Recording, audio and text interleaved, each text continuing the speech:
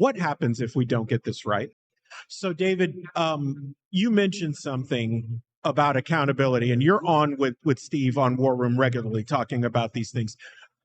Holding our public servants accountable for these things, because when you mentioned to me that there was this exchange where they got monopoly power, the power companies, with the promise that they would deliver these things. The only way something like this doesn't work as intended is when we fall asleep at the wheel. And I'm pointing at myself as much as anybody else. You mentioned this level of vigilance. Your conversations with legislators at this point, when you come to them with this, as much as you can share, when you come to them with this, what are they saying back to you? I would tell you that the reaction uniformly has been very disappointing. Wow. They claim to know not much about this. They don't really want to address it.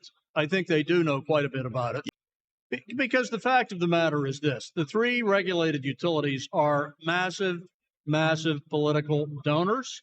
They donate to candidates, they donate to candidates in office and new prospective candidates, and they do carefully pick the ones that they donate to for support of their agenda on this matter.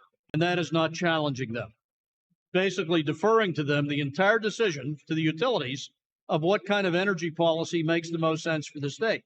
And I can tell you right now, the biggest gorilla in the kitchen, if you will, between the three, the largest, has made very clear in a numerous number of public presentations that the California model seems to be the one they favor for the state. There's ample evidence that model doesn't work. Look what it's done for ratepayers in California in insufficient energy, in non-reliability, and in rates being among the highest in the country, averaging there from 18 to 28 cents, depending on the county you're in. It's not working for Californians. It won't work here for precisely the same reason. Part-time power sources are way not preferable. They work part-time and they don't work, these renewable ones, not at human control, but at the vicissitudes of what nature has to offer when it decides there's enough sunshine or wind. Fortunately, we're not into wind here, but this stuff is too non-reliable to base a system on. Everyone knows that.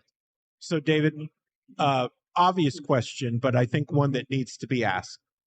What happens if we don't get this right? Well, if we don't get this right, what has begun to happen in the last 8 years will continue to happen here.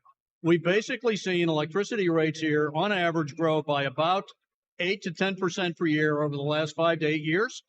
The FPL plan hikes them by across 4 years, 40% in the aggregate. You're going to see a continuum of that.